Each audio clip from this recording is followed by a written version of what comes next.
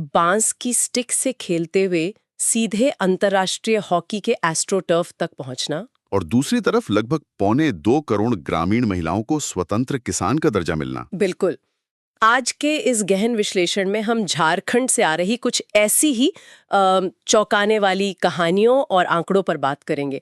हमारे पास जो स्रोत है उनमें नारी 2025 सर्वेक्षण और कई जमीनी रिपोर्ट शामिल हैं। इस चर्चा का मकसद यही समझना है कि नीतियां और शिक्षा कैसे वहां की महिलाओं की स्थिति बदल रही हैं, और साथ ही ना सुरक्षा की जो असली जमीनी सच्चाई है उसे निष्पक्ष रूप से देखना। तो चलिए शुरू करते हैं। इस पूरे डेटा में जो चीज मेरा सबसे ज्यादा ध्यान खींचती है वो है इसका विरोधाभास।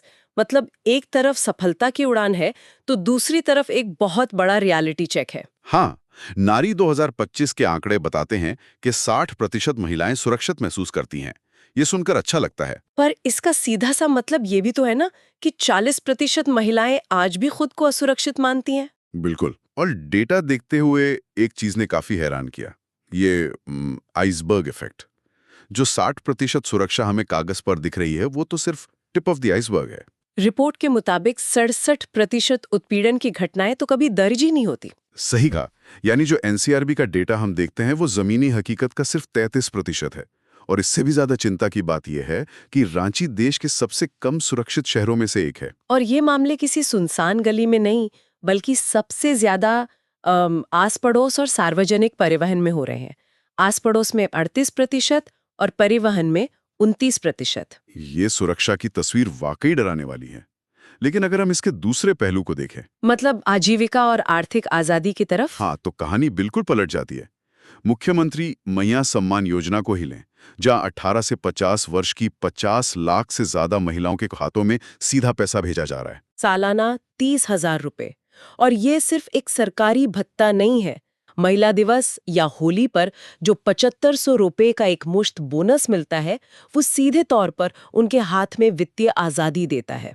इसके साथ ही सर्वजन पेंशन योजना में एक बड़ा कदम ये उठाया गया है कि अब बेसहारा और 18+ आयु की विधवा महिलाओं की पेंशन के लिए ना बीपीएल कार्ड होने की शर्त ही हटा दी गई है, ताकि जो सच में जरूरतमंद है वो कागजी कार्रवाई में न उलझे। मुझे इसी बात पर फूलो झानो आशीर्वाद अभियान बहुत दिलचस्प लगा। वो हड़िया यानी देशी शराब बेचने वाली महिलाओं वाला अभियान। हाँ, गांव में हड़िया बेचने वाली 14,000 से ज्यादा महिलाओं को सखी मंडलों से जोड़ा गया और उन्हें 10,000 रुपए का ब्याज मुक्त लोन दिया गया। और यहीं असली मास्टर स्ट्रोक छिपा है।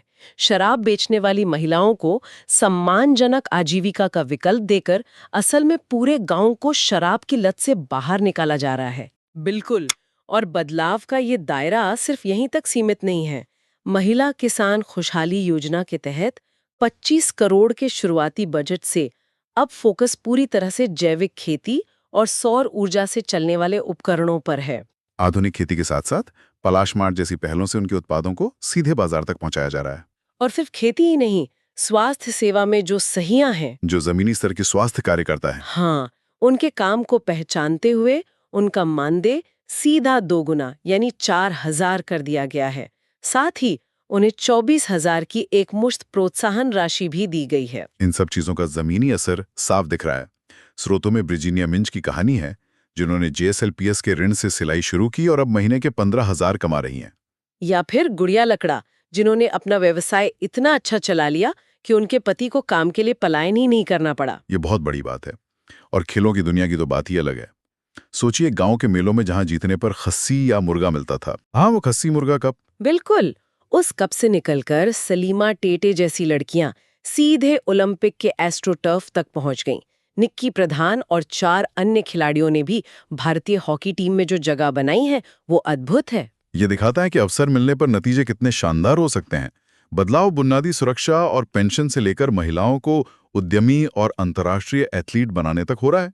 लेकिन जैसा हमने शुरुआत में कहा, वो 40% का आंकड़ा हमें याद दिलाता है कि नीतियां चाहे कितनी भी अच्छी हों, जमीनी स्तर पर सुरक्षा सुनिश्चित करना अभी भी एक बड़ी चुनौती है। बिल्कुल। और अंत में ये एक बहुत महत्वपूर्ण सवाल भी खड़ा करता है, जो स्रोत सामग्री से निकल कर आता है। जब सावित्रीबाई फूले योजना के तहत आर्थिक सहायता को 18 वर्ष की उम्र में सीधे वोटर लिस्ट में पंजीकरण से जोड़ दिया जाता है, और जब ग्रामीण महिलाओं को स्वतंत्र किसान की कानूनी मान्यता मिलती है, तो क्या ये सिर्फ आर्थिक विकास का मॉडल है या फिर ये आने वाले दशक में ग्रामीण भारत के पारंपरिक राजनीतिक और सामाजिक सत्ता समीकरणों को पूरी तरह से पलट कर रख देने की एक खामोश तैयारी है। ये एक ऐसा विचार है जिस पर आगे बहुत गहराई से सोचने की जरूरत है।